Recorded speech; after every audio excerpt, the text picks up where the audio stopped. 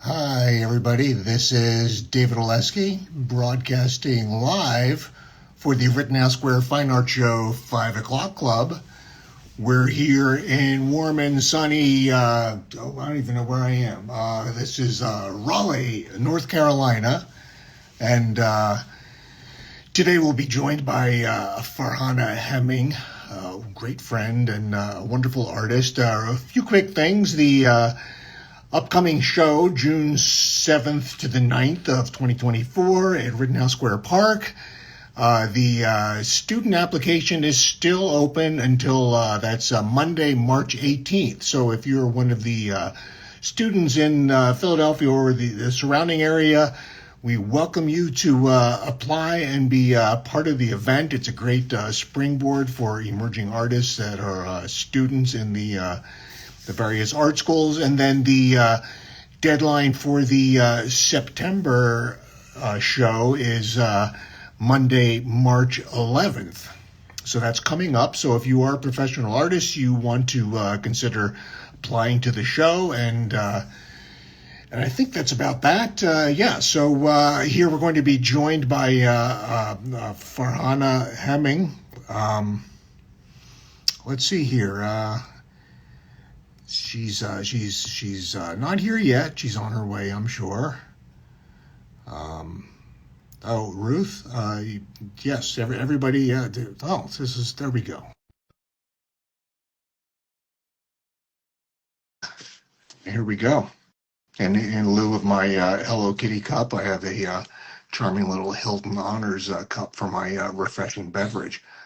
Hello, Farhana. Hello, how are you? I'm good, and how are you? Doing well, thank you. I believe you've been traveling a lot today. Oh, we have, yeah. I got a couple of hours in. We're here in Raleigh, North Carolina. Just had to, we thought we'd stop early and then get some rest and then complete our journey to the Sunshine State for a couple of shows. Well, we'll be there next Yeah, week. yeah. So I'll probably see you at the big one, Coconut Grove. Yes. Yeah. I'm very excited about that. So welcome to the show. Thank Thank you you. so much for joining us. First question: how long have you exhibited with the Rittenhouse Square Fine Art Show? Oh, Lord. It's when we used to do slides. And in all Really? honesty, yes, Slides? yes, we used to do slides. And I was so intimidated by, I've been doing shows now, I want to say like 24 years almost, maybe more, but about that. So I was always thinking, Philadelphia, I so would love to go do a show there. And I never thought about applying. I was kind of intimidated. It was in the beginning. Then, lo and behold, we meet you at a show, and you're right next to us. You go and you look at my work, and it's like, why aren't you applying? I'm like, oh, should I? I don't know. It's like, yeah, and I'm sure you were new at the shows, but I was really new at the shows, and first time I did the show, I was so taken up by it. It was just like, I have arrived. This is the best thing ever. This is so cool. And to have a 2D show, it was just like, it just woke me up. It was so amazing. And So what show was that where we met? it was in Connecticut That's somewhere. right, Westport. That's That's right. right. The hot and sweaty little Westport show. That's right, isn't that? And that's going way back. That would be 15, maybe 16 years ago. Yes. And you and Ampon were together, and it was like, we got to meet you there. That was just one of the best things. I guess that's the best thing about doing shows, we get to meet so many good people. And Well, and everybody you meet leads to something else. I mean, just the opportunities that are presenting with each person you meet is it's amazing, really. it really is. And then, the first time I went to do the show, I just said to my husband, I just can't believe this is such a beautiful area. What a great place. It was just an honor. I could go on talking about it for 3 days if you have that much time. Well, we can get started. But yeah, so what do you like about the show? I mean, if you were to give some sound bites, some little pearls of you know, your your thoughts on it, what would you say about the show to sum it up? Well, first of all, what I really like about it is it's a 2D non-functional show. I feel after all the shows I've done, it is truly the only show that is non-functional, that is strictly for painters or fine art sculptors. There is, I used to think, there's so many shows you hear about, but they'll always let some kind of functional art in. That doesn't happen at Rittenhouse. The best thing is that the first time I ever did the show, Rod and I arrived over there at about like 2 a.m. in King of Prussia. We had a hotel over there. We come in, we set up in the morning. I go to get a cup of tea. I bring it to him. I'm like, this show is so amazing. I've got to go walk the show. And he goes, no. And it had just started. And he goes, I've just sold the painting on the back wall, the big one. Uh, I've got to take it. I'm like, you kidding me? You're really pulling my leg here. He goes, no, I'm serious. The lady's just told me she's meeting me at the door. I was so like, not even surprised. I was shocked. I couldn't believe it. And since then, it tends to just surprise me again and again. And then, of course, my cousins live close by, and I have friends who live in Upper New Jersey. They would ask me, where do you go? And I'm like, I go to Philadelphia to do a show. I said, if you really want a good day out, come to this show. So by the time they would park and they would come to the show, they would say, you know what? We never realized what an awesome art show. This is truly fine art. So I said, well, yes, it's run by a great board members. It's an amazing community, restaurants, you name it, it's there. It's the only show I never cook. Usually I'll cook and I'll take to a show and we'll eat. right. No. Metropolitan Bakery and between Smiley Cafe, you know, we just we don't need to go anywhere else. And then, of course, my friend came, my childhood friend came. She came to visit me, and her husband didn't want to come. And he comes and he goes, we've got to go shop. Let's go. So they come, they say hi, they walk around, come back after 2 hours. And then they said, you know what? We really like some people. What do you think? And I'm like, I like all of them. And he goes, okay, let's take that. Let's take that. Another lady who I met in Florida once, she calls me up. She's in Connecticut and she says, I can't find a really good, true fine art show. Where do I go? I said, look, I've been doing Rittenhouse. Why don't you come? And if you don't like it, you don't have to stay. But if you do like it, by the time again, she parked her car, comes to me, and then she says, wow, I did not expect. I have never seen anything like this before. And I've been to a lot of art shows. So she comes and she bought a piece of mine. And then she says, can I just leave this here? Because I've got to go shop. Mm. And then she comes back and she says, I have spent too much money, but I'm so happy. And she went around and I said, the best thing is take your car around or have the artist come and meet you somewhere. So that's what she did. She parked somewhere close by and then had everybody come and drop off paintings at her car. And I was like, and these are just two people. I know so many people who have come and shopped over there just because they felt like they needed to, because it's more like a gallery setting, It's not like you'll go to a regular art show where you'll see everything. It's more like a gallery setting. You walk around, you talk to the artist, you find out what they're doing, why they're doing it, and it's strictly 2D or non-functional art. So, Well, we've really distilled it to make sure that's what it is, and it's an ongoing thing to make sure we're specifically representing non-functional fine art. There's other places for specifically functional art or mechanically reproduced art, and everything that's shown is specifically done by the artist hand, which is kind of a really crucial thing. And speaking of our hardworking board, our acting chairperson, Sharon Strine, posed a really great question here. Perhaps you could share some thoughts of how you've seen the show change over the years since you first started doing it, or the things that have always stayed the same. One thing that has always stayed the same is that the quality has always been the same. And I remember in the very beginning when you did not get all the artists there, because I remember there were few empty spaces. And I asked at that time, Steve Oliver, you could have had some other artists. They said, no, we need to keep our quality. But again, the thing is that when the quality is so good and people walk in, they are so elevated by seeing such good art that they want to spend the money. It's almost like you can go to Walmart or to Tiffany's, and this is better than Tiffany's for them because they are.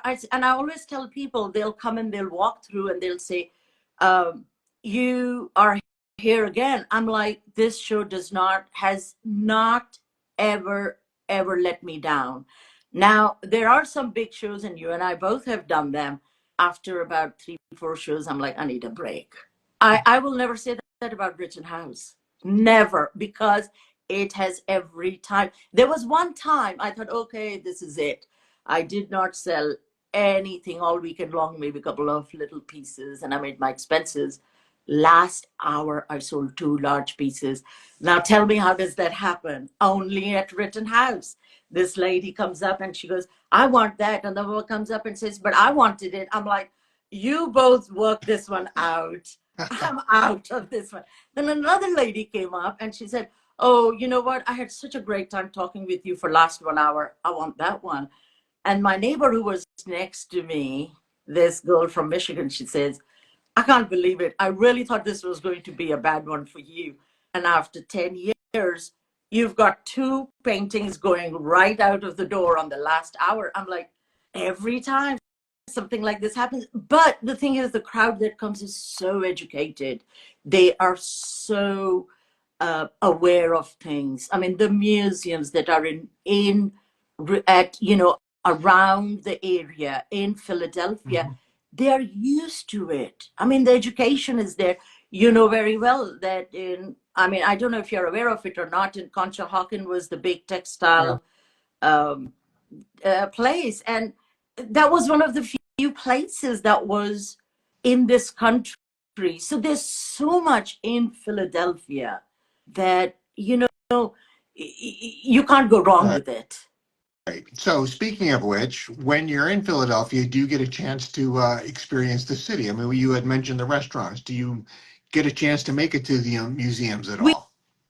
We have sometimes, but usually it's like, um, we are running from one show to another. But no, yes, we have gone there, and we do tend to even go there besides the show sometimes, if because of the family being there. If I have to go, then they Right. say you have to come, and I'm like, yeah, but we have to stop. And of course, not exactly in Philadelphia, close to Philadelphia is the Andrew Wyeth Museum, which Oh, I completely yeah. admire. Yeah.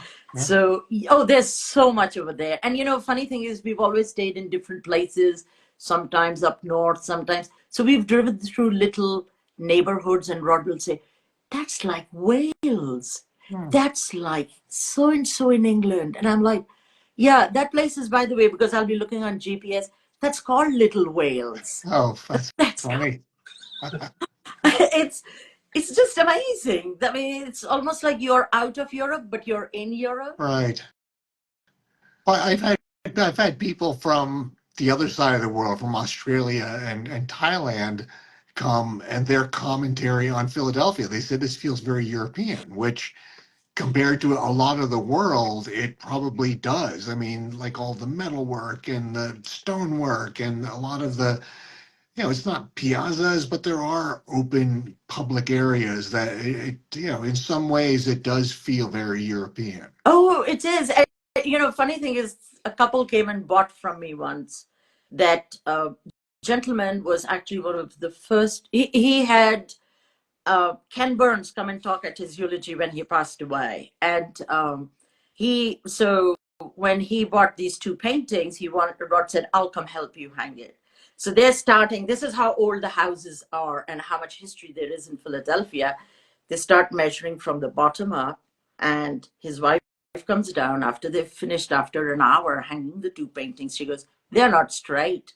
They found out because the floor had kind of sunk over the years that the paintings were a bit skewish, and they had to start all over again. So there's a lot in Philadelphia. You can't just go wrong. Right. I think they're, I mean, they're, it's a real hopping city. It's a really progressive audience.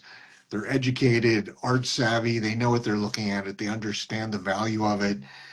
And this is the only show like it that's in the city. So we kind of have the market cornered. If you're interested in a outdoor fine art experience, that is really the only game in town. And I'm glad you've had such you know, great results with it. I mean, I of course love the show. I've been dedicated to it for my entire career of doing shows, and and every chance we can to find ways to improve it, we jump on it. We're always listening to the artists. We work closely with the artists. All of the members of the board that run the show actually are exhibiting artists that every board member you'll see showing their work during the show, as well as the work that goes on behind the scenes and before, during, and after the weekend of the show.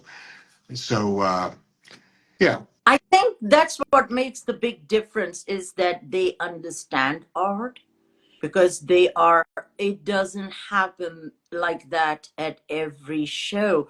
They may be volunteers, but they're not. And occasionally you'll hear them saying, I understand art, or I understand, but they're not working artists. And very, very few. I think this is the only show where somebody like yourself, who is on the road with us. Of course, there's Amy. There are quite a few other people who are Chris. I mean, we see you guys on the road, so you know what goes into it.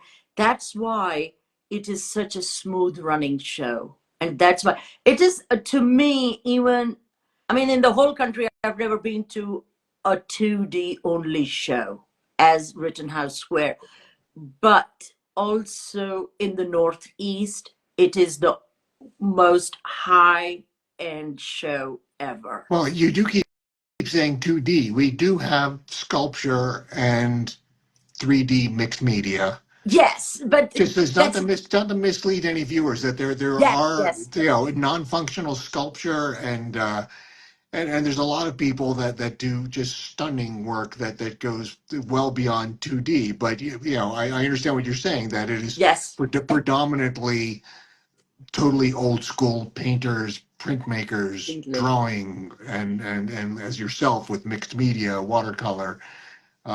Predominantly, it's a lot of 2D exhibitors, You're but right, because we have bought from one or two of the people over there and the students. I mean, it's a place we love. I mean, it's one of the few places where I do invite a lot of my friends to come to, and I say, you know what, come to this show, have a great day out. I already have a friend who's saying I'm coming so in June. speaking of students, one thing I don't know about you, what is your background and your education? I went to Memphis College of Art in Tennessee. Unfortunately, the college has closed down, but I went there initially to learn the Western style of watercolors. Mm. And it was a big step for me to leave one country and come to another one and start painting, and to do something without knowing anybody, without any. My sisters came later on. They were much, it was like uh, there was nobody there. But when I came to the art college, my teacher was like, what do you want to do? And I said, how the counts, they have those counselors and all those people talking to us. And I said, I want to learn the Western style of watercolors. And they said, my teacher said, you know what?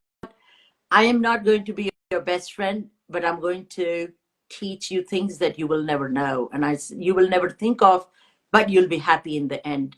And I said, okay. And of course, I was very detail oriented. And I want to show you one of the pieces that I had sent in as, I hope I can show it correctly. I had sent, if you, can you see her? Oh, yes. That is one of my portraits I had sent in my, in my, in my applications, because I used to do very realistic work, very tight work. And So is that specifically what you mean when you say Western style of watercolors is representational um, as opposed to what? Fill me in. this is more my style, but the Western style is more like, it's more like Lisa Budd does. Have you seen her? She's usually next to me. She does watercolors. I love her work, and I have exchanged work with her in the past, or we bought each other's work. She does very loose, very, it's the Western, the way. There are a couple of artists. I mean, Andrew Wyeth was very tight. He did he did egg tempera, Right. but this is much more looser. So I wanted to, and the way this guy did, he was very, like he would just throw the paints around, and he would say, I like, he would use a palette knife, and he would do all kinds of things with watercolors. And I thought, oh, I want to learn his style. And he said, no, go learn everything else. There's paper making, there's book arts, there's printmaking, there is oils, everything else. Go learn everything else, and you will develop your own style. And I'm like, well, I came here to learn, all the way to from you. He goes, no, you have your style. You'll develop your style. And I said, okay. And I went and I also did design art. That was like, because I'm a lot into patterning. He said, you have a quality of patterning. They'll teach you how repeats work. You'll do all that. I think that was the best thing anyone could have said to me. I did all that.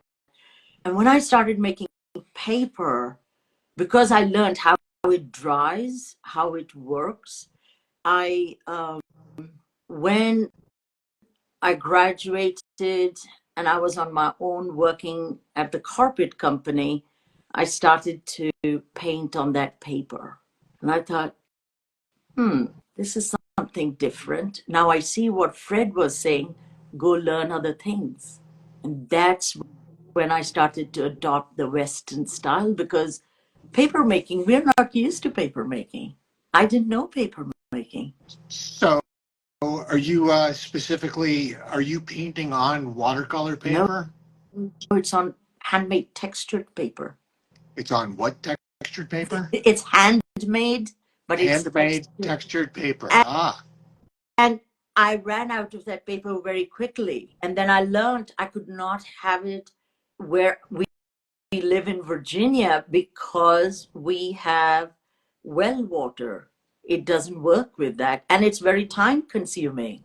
So, as luck would have it, we are in Chicago at one of Rod's carpet trade shows. And Rod goes, oh, there's an art store. Let's go see what they have. And they had like files and files of handmade paper. They didn't know what to do with it. And I said, how much do you have? She said, she took out like literally stacks of it. Our car was filled with it.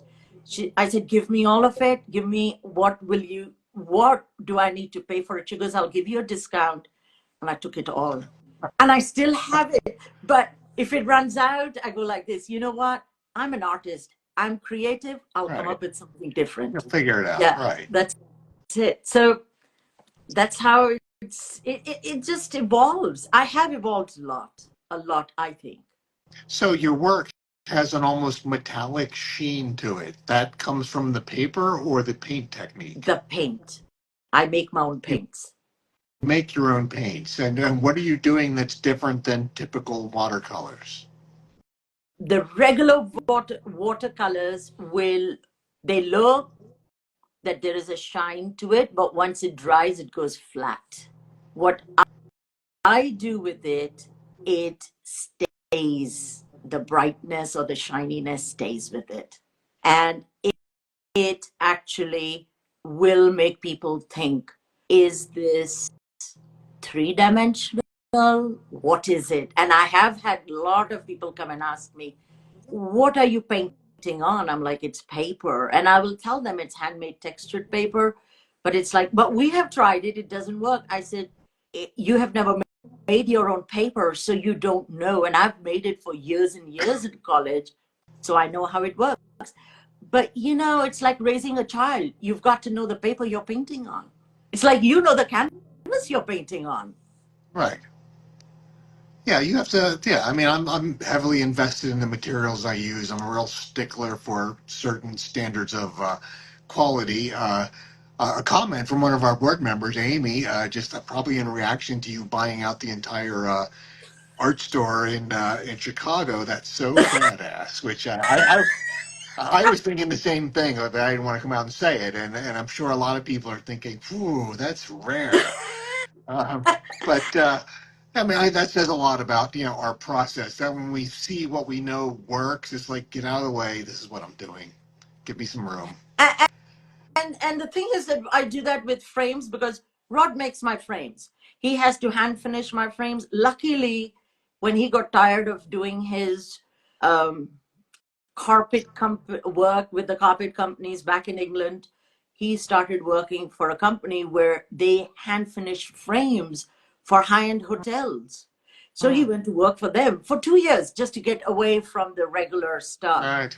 And now he hand finishes a lot of my frames. He's like, I know what I could do with it. It'll work better with your painting. So that's we work a better team that way, I think. Well, I think yeah. I mean, you like Amber and I are they're one of the power couples of the industry. That when you see one, the other's not far, and you know that together they're like a power couple. Just there's a couple of us, and I we think so. stand out. Oh, and Amy, she added, and making your own paint is and that is really really impressive. That you. So how do you understand the formula of what's going to maintain a sheen and that luster? Do you have experience with the chemistry? I mean, what would you even know to start adding to paint to completely change its properties like that? You I have thrown away a lot of paint, and I'm the worst person with chemistry. I failed it very gracefully every year, Oh no, but no, no! You can be honest. You can tell us that you failed. but I mean, I literally scraped through. I mean, I had to go to a proper art college, otherwise I would have never had a bachelor's degree. And the thing is that I used to cook paints. I would do everything, and then I realized that if I started putting in um, gum arabic, it can do wonders. And before we are leaving, like right next week, before we are leaving, I'm going to water all my paints like you water your plants. So they'll be like literally soaking in water so they don't dry out, because otherwise they'll be worth nothing. Sometimes I can kind of stab them with my little palette knife and make them alive again and make them work. But a lot of times, and pigments, I have bought pigments in England. I have bought pigments at places. I never buy anything. Saffron can make a paint.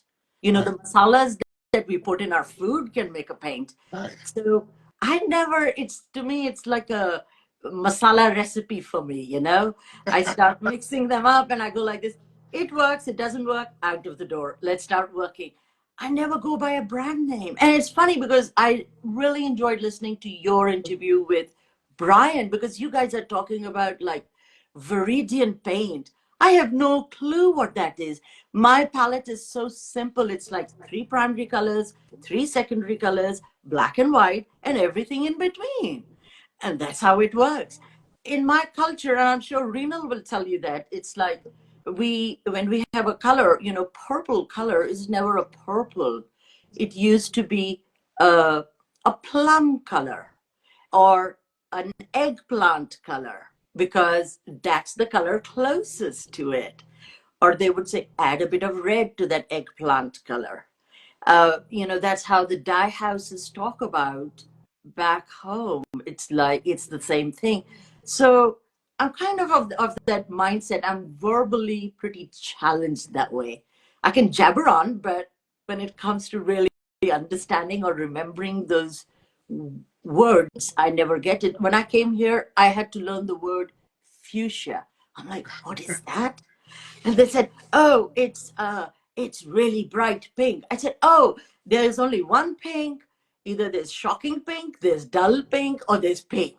Now, why is it fuchsia? I don't get it. What is That that?" there's an element to fuchsia. I mean, like magenta. You Yeah, know, it's one of that's those. another word I It's a didn't very know. complex combination of colors that makes magenta. It's not red. It's not blue. It's not flat out lavender, but it's somewhere in between there. Which I think a lot of. I mean, for oil paint, a lot of the chemistry of what makes the colors is revealed in what you mix with it. How it reacts with the other colors defines what's different from magenta as opposed to alizarin crimson. That they react in totally different ways, which makes them completely different colors, even though on the palette they're really similar. How they react is what separates them. See, that totally fascinates me because that goes right above me 747 completely. So tell me this: is the chemistry for your colors evolving? Like, A are you lot. continuing to change it up to the present, or have you Yes. settled into a palette? I it is changing, and because there are some pigments I've run out of, so I've looked for other pigments, and some pigments have worked great. Luckily, I had loads of it. Oh, and now Some pig- just real quick. Speaking of the legend, Steve Oliver just joined us. Everybody, oh, Steve Oliver is been he was the acting chairperson for of course. decades, and he became the face of Rittenhouse over the years. Just his steadfast vision and dedication and love for the show helped to shape it and create the powerhouse that it is now. That he's handed it off. That we're continuing to run it after his retirement, and he's now he says hello to us both. Hello, Oh, Steve. So thank you for hello to joining it. us. We're the greatness has blessed us with its presence. But so I'm sorry. Go No, on no, as you were no. saying, Farhana. I'm glad you said that because Rod and I absolutely adore Steve, and it's so funny because it's one of the few shows where we have seen now Chris and then Steve walk through at least once a day or two, three times a day. There are times when you would not see uh, a director at a show maybe once or twice in the whole thing because the shows are so widespread that they cannot physically be everywhere. But over here, the show is compact, and that's the beauty of it. That if anything happens, you see the person at least two, three times a day. And that is one thing that kind of made me feel like this is so homey. I love it. I mean, there, like I said, I could have 3 days with you on this one. Oh, I There's know. just no end to it. But yes, I mean, and nowadays I'll tell you something because Rod does ceramics and he uses underglazes, and they're underglazes that we will never throw into our drainage systems because they can ruin our house. All So right. what we do is we are collecting it in yogurt, these big Tupperwares, and once they are dried, I'm trying to figure out how to turn that into paint. I do not know what I'll do, but I'm thinking of making something out of it that will become texture eventually. So I don't know where that'll lead to. That's something in my bucket list of paint to make in future. That's really interesting. So it's specifically the pigments. Is that like ceramic pigment? That's like glass. It's not underglazes. Underglazes are slip that are made. All Glazes are glass because right. that's why you never see the same color and it changes the color once it's fired. But underglazes, you will see the same color, but it becomes vibrant. All But right. I think between what colors I do, but if I add that to it, it may start creating a texture. And I don't know what it will do. but we are collecting it. We'll see where that goes. Well, it sounds exciting. It'll be a whole new dimension to your work. Yeah. Um, So so, what else? Does anybody have any questions for us coming down here in the scroll? Anything you feel like talking about? Talk about like this piece right behind you. this is Is one that a of current? Is that a new piece? this is actually one of the pieces I sent as a slide. Ah, So I don't know if it'll go up so you could see it. It's the one that is that was actually sent last year as a all slide. right. And it is on my thing. I should have sent a slide of that. I can't Well, remember. I But may yes, have seen it. I just looking at it here though. It's stunning. I mean, the gradation of colors thank you. and the whole Coming way. I mean, from it's like it's iridescent, but on in every color. coming from you, it means a lot. And this is the thing about the art shows is that we end up doing so many shows, and then I'm sure you have the same thing where we end up collecting artwork too. Oh yeah. And I'm trying to talk to my sister to come to one time to Rittenhouse because she wants to feel like she needs to come and see something that will make her feel good. I said, hey, I've got the right show for you. You need to come to So Rittenhouse. a question just came up in your painting. Is that gold paint or gold It's leaf? That's gold paint. I gold paint. Gold leaf, you have to be so careful. Gold leaf usually works better, I think, with oils because you can do glazing with oils on top of it. But paint has to have a pigment, so it will react differently with the light. It almost looks like it's dancing in the light. I have had people come to the shows and they'll say, is this fabric? And I always had it in my mind, when I was growing up, and I know you and I are similar age, we would see, if you remember, they would have like ceramic pieces, but they would make it look like a leather. So Right. people would want to touch it and they'd say, oh, it's ceramic. I thought this was a leather bag sitting there. And that was the big thing that was being developed. And I thought something like that has to be done with painting. And when I started doing this, when Fred said to me, go and do other classes, you learn a lot. And I was doing paper making and I started to paint with it. That's when I realized the softness of it. The way it works is, when we buy watercolor paper, it's of course cold pressed or hot pressed. But with So what's the difference? To hot educate me and pressed everybody else. hot pressed, you can do very thin lines with it, very thin lines, almost like hairline with it. But with cold press, you can do looser work.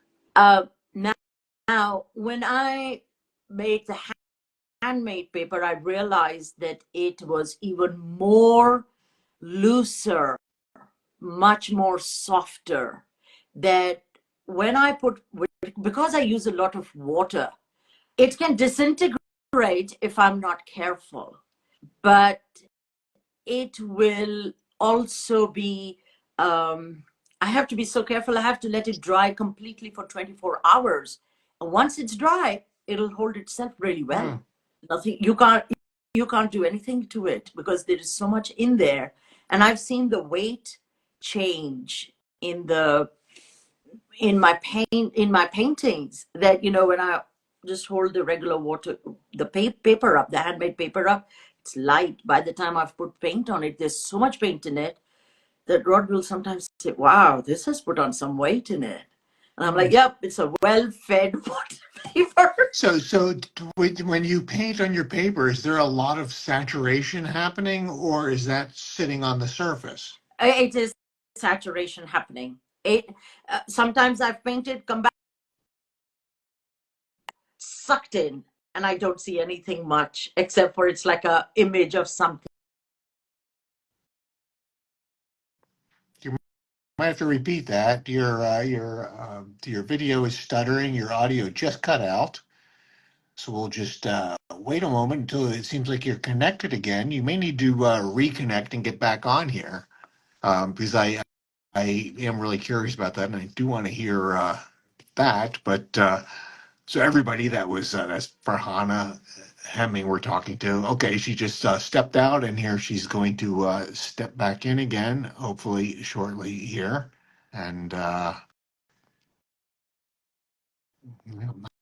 not yet. All right. Well, I'll just take a moment here for a word from our sponsors. The Rittenhouse Square Fine Art Show will be June 7th, 8th, and 9th coming up, and the deadline for student applications is March 11th. So students still have some time, and then the deadline for the September show for professional artists is Monday, March 11th. So if you're thinking about doing the show, you heard it from Farhana. It's the greatest show on earth, or definitely in North America, definitely in Pennsylvania, and of course we love it in Philadelphia. So by all means, you want to consider being part of the event if you're a professional artist, and if you're a art appreciator, you heard it from Farhana. You will be thoroughly impressed and make a day of it.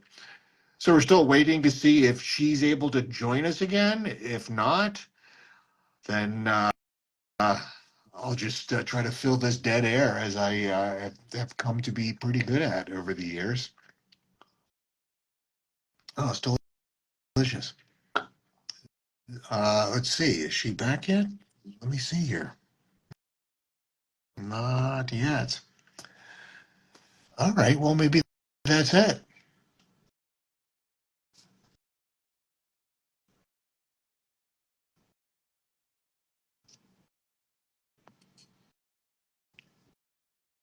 Okay. Well, I'm going to sign out here then, unless she suddenly jumps online here. Farhana, we're still here waiting for you. If you're able to get back on, that would be great. If not, it was great talking to you. And all right, I guess that's it then.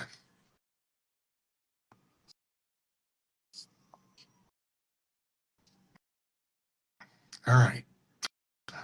This is David Oleski signing out from Raleigh, North Carolina, with the Rittenhouse Square Fine Art Show, 5 o'clock Club, live broadcast. Yeah, if she gets back on here, I'll bring her right back on, or we'll do another interview with her, Amy. I think it's a great idea. There's a wealth of information, and she definitely has some great things to say about the show in Philadelphia. So, all right, everybody, thank you for joining, and I will have a link to Farhana's webpage. Apparently, she doesn't have her own Instagram account yet. I'm going to talk to her about trying to remedy that, and you'll be able to play this back. And if I can link in the comments to her website, I'll do that as well. So thank you all for joining, and you have a great day. Bye bye.